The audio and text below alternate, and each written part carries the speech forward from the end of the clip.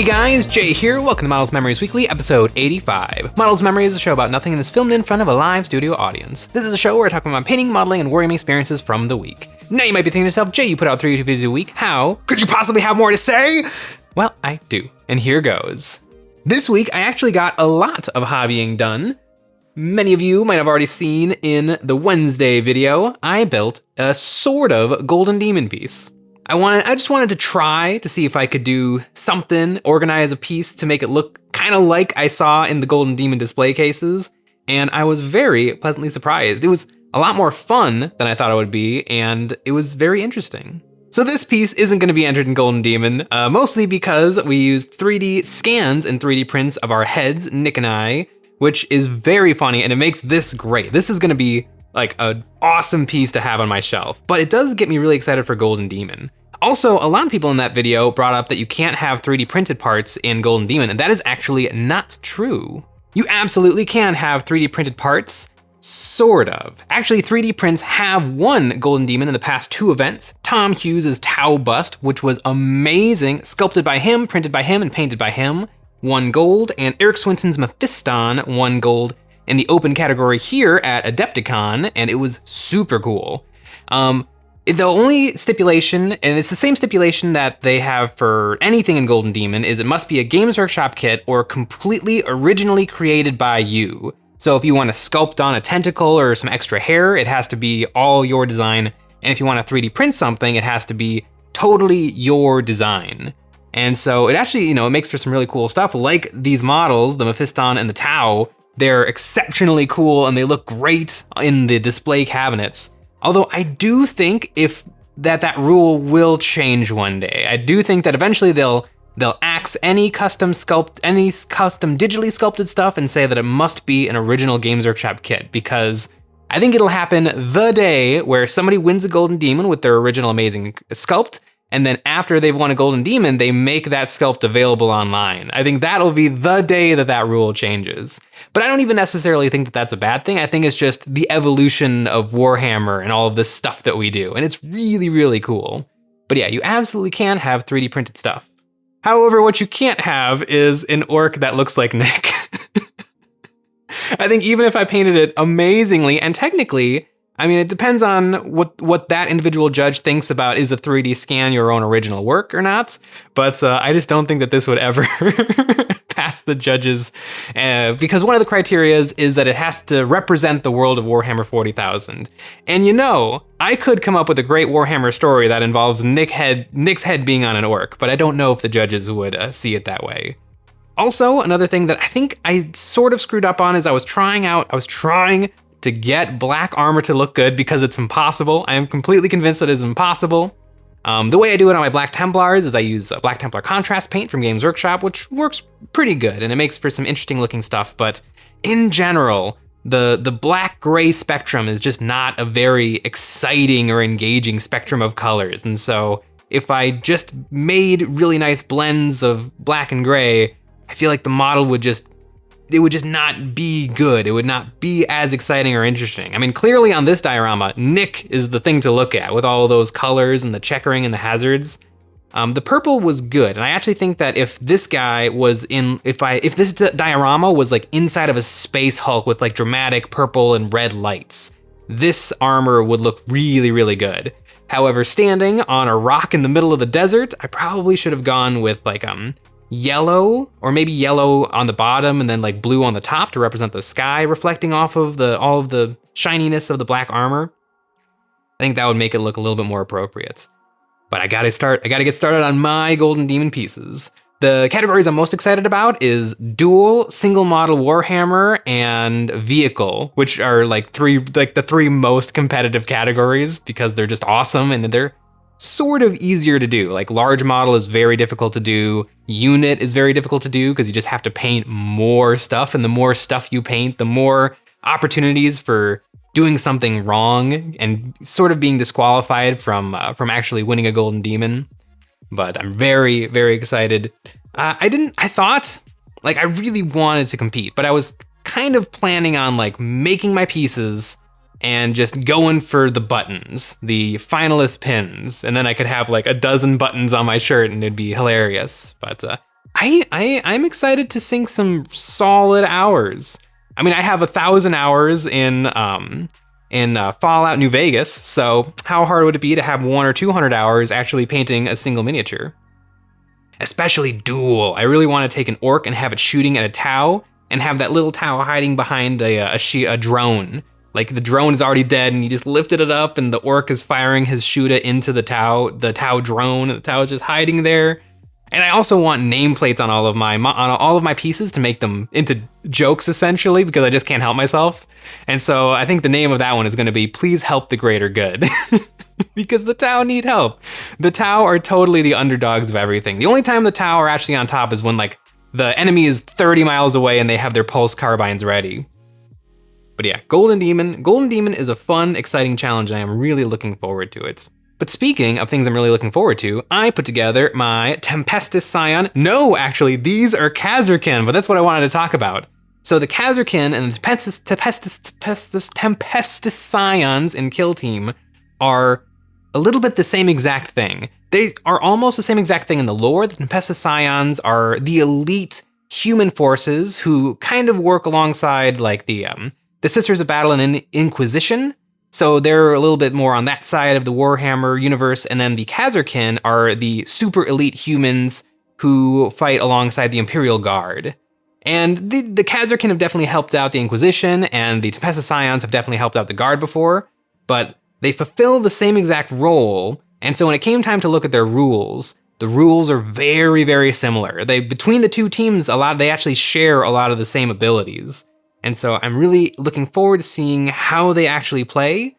The Tempestus Scions, they have a 3-up to hit, which is very good shooting, and the Khazarkin have a 4-up to hit, but they have their elite points, which means that you can fudge dice results by spending their 10 pool of elite points.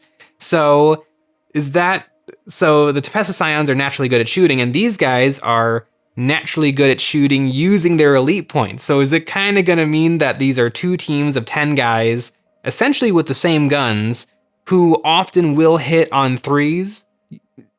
I'm interested to see how they play. Ooh, maybe I can get Nick to play one of these teams and I can actually have them versus each other. And then it'll be a little bit of a mirror match. These guys, I was a little nervous to put them together because the Veteran Guardsman Imperial Krieg, those guys stunk to put together. The way that they laid out all the pieces on the sprue, especially since they are the Death Corps of Krieg and they all are identical, it was really hard to find like, okay, I need to find the Krieg arm piece number 51, and I'm looking through 3 humongous sprues that are covered in identical arms to find that piece. It was really a bummer. And I had the same problem with the Imperial Navy Breachers. They're great models. I like the Krieg, I like the Navy Breachers, but they were annoying to put together. And I actually just put together a bunch of Imperial Navy Breachers. But the Khazarkin, for whatever reason, very similar models, 10 guys, all pretty much exactly the same, but they actually managed to get all of the necessary parts clumped together on the sprue. So you could almost just not look at the instructions, but say like, hey, look, a pair of legs, a pair of arms, a torso, clip all of those pieces that are right next to each other, glue them together. I mean, you should look at the instructions, because especially for Kill Team, because you want those specific loadouts. But it was much, much better to put together than some of the recent Games Workshop kits I put together. And speaking of loadouts, I suppose one thing that does make them a little different than the Tempestus Scions is they can actually bring more special weapons. I think the Tempestus Scions can bring 2, usually a plasma gun and a grenade launcher. These guys can bring 4 models of 6 options. And so I picked the sniper, the melta, the plasma gun, and the grenade launcher. So all special weapons are like the key to Kill Team. You need them because they can actually deal good damage. The regular guardsman las gun, if you pop like the stratagem, like bring it down, you might be able to do a little concentrated fire and get the job done. But a grenade launcher or a plasma gun has a good chance of actually killing the operative you're trying to shoot at in one go. So I guess that's one area where the Khazarkin are different from the other Imperial Guard-y factions of Kill Team. I can't imagine that Games Workshop is going to make any more normal human kill teams, because holy cow, we've got Veteran Guardsmen, Compendium Guardsmen, Compendium Tempestus Scions, Blooded is essentially another Guardsman, the Khazarkin, the Imperial Navy Breachers, what is that, 6? 6 very similar human factions. I wonder, Is there anything else that would just make sense? I can't think of anything off the top of my head, but I'm sure Games Workshop will figure it out and put it in the next doubles box for Kill Team. But speaking of things that Games Workshop came out with, they showed off a new model. Lead the Astra Militarum from the front with the legendary Lord Solar Leontus. So, legendary Lord Leontus, but he's new. We've never gotten this guy before. And the model is decent, although I would argue that this model is a giant slap in the face to all Warhammer 40k fans. And the reason is, look at the base. Does anybody else see what I see? That is a Reaver Titan head. That is a plastic Reaver Titan head. Games Workshop, I want a plastic Reaver Titan. Make a plastic Reaver Titan. And make it cost a lot less than the Forge World one. I want it, and they're teasing us. That is a plastic Titan. But there is no such thing as a plastic Titan. You can only buy them in Forge World resin, so meh. But this model is fine. It's a cool guy. It's a guy on a mechanical horse, Captain Leonidas, which I want to say Leonidas, which is probably what Games Workshop was going for, the King of the Spartans. Although this guy doesn't look anything like a Spartan. I mean, I've seen 300. I know history, and I don't think that is the type of armor that the Spartans were wearing. But what was weird to me is I thought I knew who this guy was, like the legendary Lord Solar. I remembered the history of this guy and the lore of Warhammer 40,000. So I'm like, okay, that's kind of cool. They brought this guy back. I thought he died, but actually I was thinking of Macarius, which Macarius is Alexander the Great in Warhammer 40,000. He just is. His story is like identical to the story of Alexander the Great. He went on a great conquest. Arguably, he did a better job conquering the galaxy than the Primarchs did during the Great Crusade. But then the thing that was interesting about him, though, wasn't really his story. I mean, a lot of 40k characters boil down to they're the best of the best of the best of the best, and they're just awesome, and they're just so good at it, and they never really struggle, and they never really have a lot of interesting character depth. They're just Alexander the Great in space. But what was cool about that story, about Macarius, is that he, at the end of this 7-year crusade, he had made it all the way to the edge of the galaxy, the edge of the Astronomicon's light. The Emperor shines as a beacon, and they use that to actually navigate the warp. And so he wanted to push on and keep conquering planets, and all of his men said, nah, we don't wanna, it's scary out there, we might all die, let's just not do that. And I think in the lore it actually says that Alexander the Great, Macarius, got drunk and then was like, okay, whatever, we'll turn around. And then very quickly he died. He succumbed to a sickness that he got fighting the Death Guard, or the Nurgle, the Death Guard. There were huge parades in his honor, and shrine worlds were created in his honor, and millions and billions of pilgrims from all over the galaxy come and visit these sites and these temples and look upon these holy relics. And he was actually sainted by the Imperium. And so that is what happened. But in reality, they actually murked him. They actually sent an assassin to go kill him because the Imperium is awful and evil. And what's great about this story is they took the historical story of Alexander the Great, but what would happen if Alexander the Great existed in Warhammer 40,000, where everything is awful and there's only war? The Imperium decided, oh, this guy is a better figurehead. Like, even though he's a great general, he did that for us. And so now we're just going to kill him and pretend who he was and make up this great story. And so we can use that as marketing.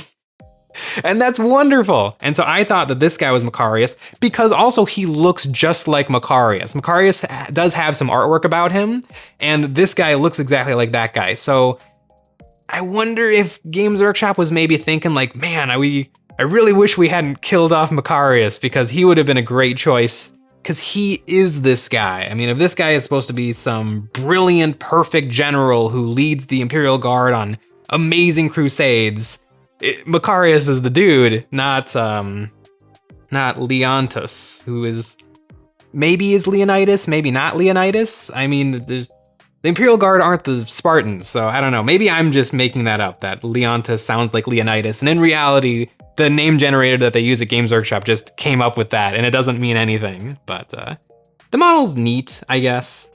A lot of people have been saying that he looks like a Stormcast Eternal because he does.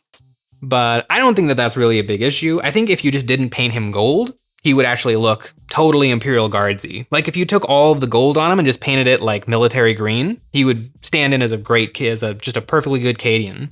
So weird on Games Workshop's part. And this isn't the first time that they've done something like this. Like they pulled Morgan Val right out of their butts for the Sisters of Battle. And I don't know why, but that didn't bother me at all. I thought Morgan Val was really, really cool. Especially since she was sort of appointed by Guilliman to try to pull the ecclesiarchy kind of out of the Dark Ages and kind of into a more enlightened ideas, because he has 30k sensibilities. And so I really like Morgan Val.